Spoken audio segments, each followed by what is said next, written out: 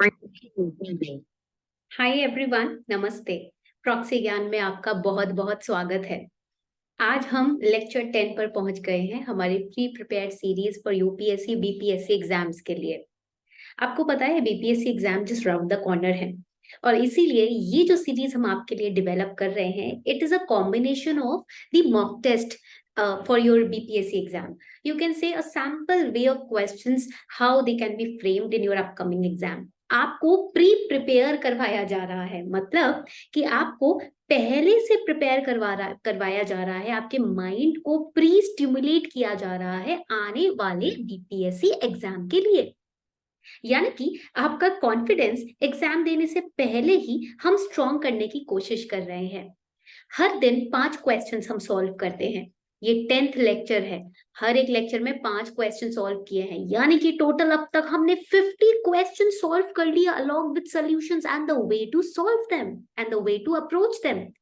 Isn't it a very wonderful thing in itself? चलिए आज हम स्टार्ट करते हैं हमारे 5 फ्रेश सेट्स ऑफ क्वेश्चंस के साथ with their explanation and how we can tackle them. कौन से सोर्सेज से ये क्वेश्चन पूछे जाते हैं, कहाँ से हमको भी रिवाइज करना है, तैयारी करनी है। पर उससे पहले रुक जाइए, आपके लिए एक छोटी सी अनाउंसमेंट है।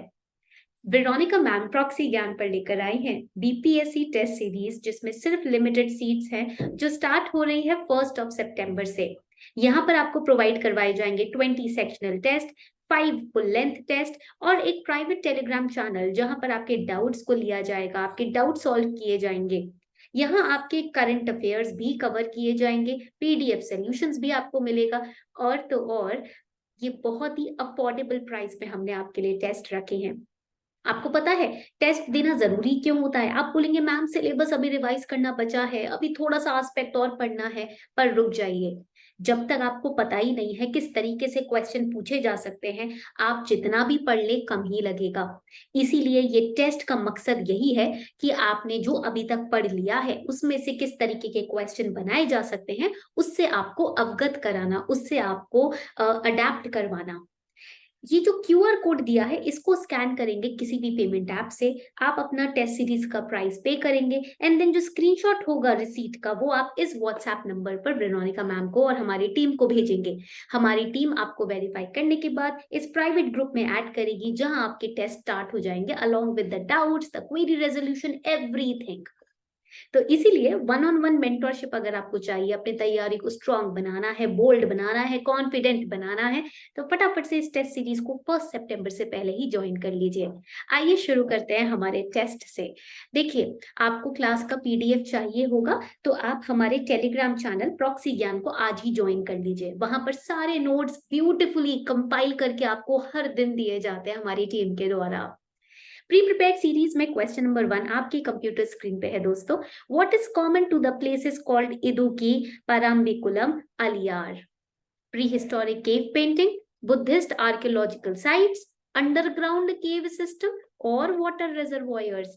ये क्वेश्चन का सोर्स मैं आपको बता देती हूँ, एनसीईआरटीज क्लास 11th-12th की एंशियंट हिस्ट्री की जो एनसीईआरटी है, अगर आपने वो अच्छे से रिवाइज की है, कोई चांस ही नहीं है कि आप इन क्वेश्चंस को मिस करो या फिर सॉल्व ना करो।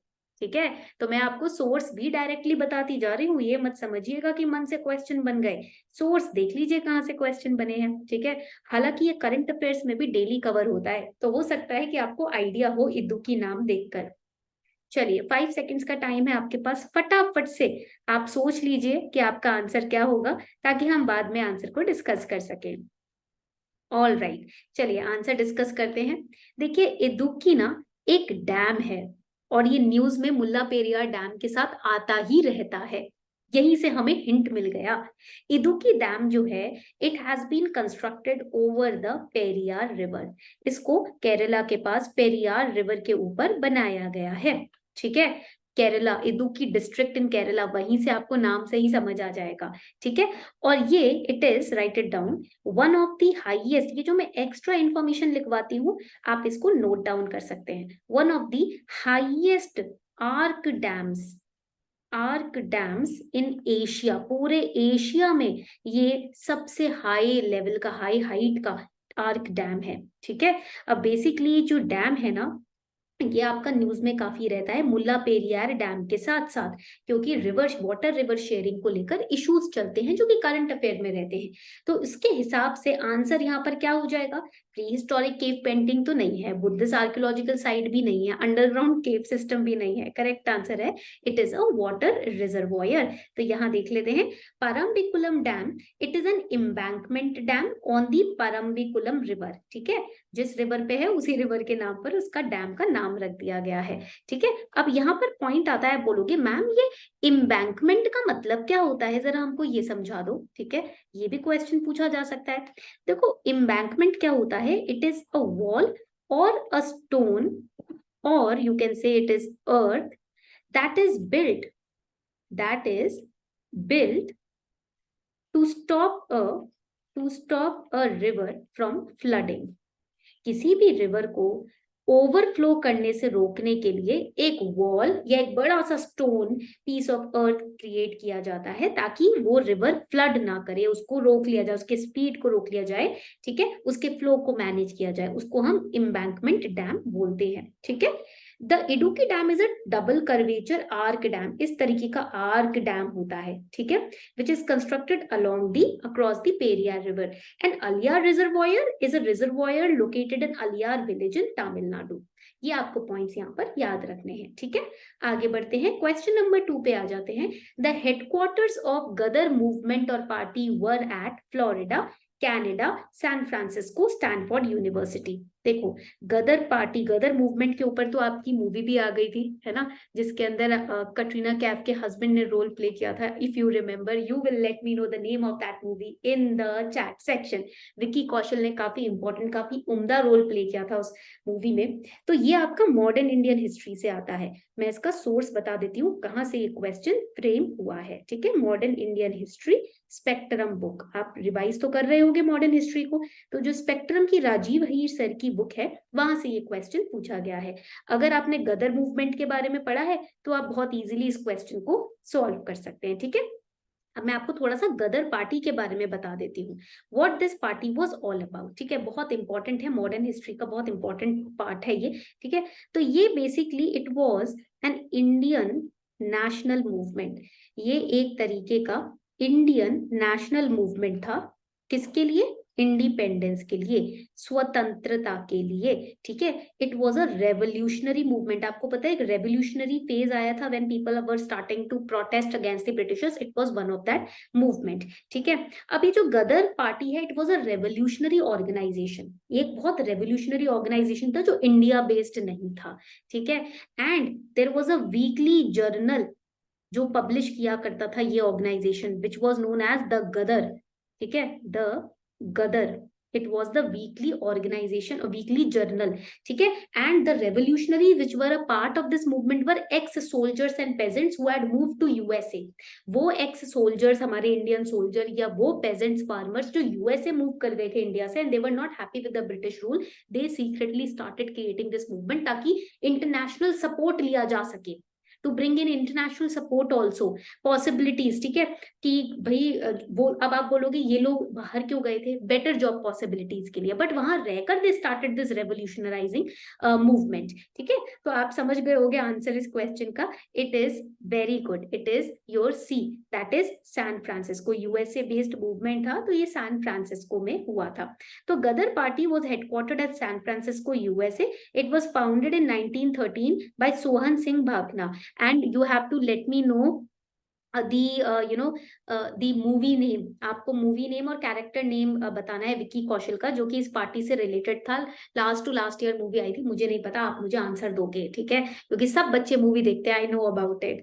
चलो नेक्स्ट क्वेश्चन पे जाते हैं, question 13। Japi, jorai and gamosa are primarily associated with which state? Again बहुत ही इंपॉर्टेंट क्वेश्चन है। कोविड के टाइम पे prime minister, our honourable prime minister Narendra Modi wore a गमछा। ठीक है, तो तब से कुछ चीजें न्यूज में काफी आने लगी है। तो ये क्या है? What is japi, what is jorai? ठीक है, ये आप मुझे बताएंगे। एंड गमोसा क्या है, किस एरिया से, किस जगह से बिलोंग करता है? नॉर्थ ईस्टर्न स्टेट्स काफी फेमस, काफी primarily news में थे when our honorable prime minister he wore that gamcha during COVID period. So here the options are Manipur, Nagaland, Assam and your Mizoram. आपके पास 5 सेकेंड्स का टाइम है to answer this question. इस question को answer करने के लिए 5 सेकेंड्स का time मैंने आपको दिया हुआ है, ठीक है। All right, so let's have a look at the answer. Yes, it is C, Assam. ये न्यूज में काफी था, it was in news. Now what exactly is japi? It is a conical hat. ये कोनिकल हैट है, ठीक है, इस तरीके की हैट होती है, आपने देखी होगी, ठीक है। This is a kind of hat and it is made up of palm tree. ये पाम ट्री से के पत्तों से बनाई जाती है, ठीक है, आसाम में पाई जाती है। And gamosa, basically our honourable prime minister also wore it once. It is a kind of, you can say, cloth, ठीक है, to wipe. It is a kind of cloth to wipe one's body, जैसे तौलिया type होता है ना, बिल्कुल वैसा। And it is found in Assam a lot. ये आसाम में ना प्रिंटेड सा होता है, इस तरीके से काफी पाया जाता है, ठीक है। And next is jorai. अब जोराई ना मैं एक तरीके का डायग्राम बना के दिखाती हूँ आपको, उससे आपको ज्यादा अच्छे से चीजें समझ आएगी, ठीक है। दिस काइंड ऑफ, इस तरीके का होता है, ठीक है। अब ये क्या होता है? It is kind of a tray, ठीक है, it is kind of a tray with a bell metal, with a bell metal, ठीक है। अब ये बेसिकली हर असमीज हाउस होल्ड में पाया जाता है। अब असम में किसी भी घर में जाएंगे, वहां पर आपको ये मिलेगा, ठीक है, बेसिकली फॉर डेकोरेशन पर्पस, ठीक है। या किसी को फेलिसिटेट करते हैं, अवार्ड देते हैं, तो वहां पर ये जोराई भी दिया जाता है, ठीक है। So again here, decorative japis field hats होते हैं। गमोसा जो होता है cloth to wipe one's body. Jorai is made of bell metal. It is essentially a tray with a stand at the bottom, और हर असमीज हाउस होल्ड में ये पाया जाता है। Fourth question, second last question पे हम आ रहे हैं। Which of the following states और union territories has the highest percentage of forest area to the total geographical area? ठीक है, अब ये आपका इंडियन ज्योग्राफी से क्वेश्चन आ गया है। मिजोरम, अरुणाचल प्रदेश, लक्षद्वीप और मध्य प्रदेश। तो कौन सा आंसर इसमें करेक्ट है, जल्दी से बताएं। You have 5 seconds time everyone. All right. So the correct answer to this question is C, that is Lakshadweep. Lakshadweep आपका यहाँ करेक्ट आंसर आ जाता है। तो यूनियन टेरिटरी ऑफ लक्षद्वीप जो है, उसका फॉरेस्ट कवर कुछ 90.33% है। That is why any kind of drilling activity, construction activity in Lakshadweep is banned right now. Banned नहीं, but yes restricted right now, उसको रिस्ट्रिक्ट किया जाता है। मिजोरम का हाईएस्ट फॉरेस्ट कवर पाया जाता है स्टेट्स के अंदर। कंफ्यूज नहीं होना, ये यूनियन टेरिटरी है, मिजोरम स्टेट है, यहाँ पर कंफ्यूज नहीं होना, ठीक है। So this was today's lecture. ये था आपका आज का लेक्चर। आई होप आपको अच्छी लग रही हैं ये क्लासेस और हमारा engagement. So on this note we are wrapping up the session everyone. Thank you and have a wonderful day ahead. Also do let me know your scores in the chat section. मुझे scores जरूर बताना आपने।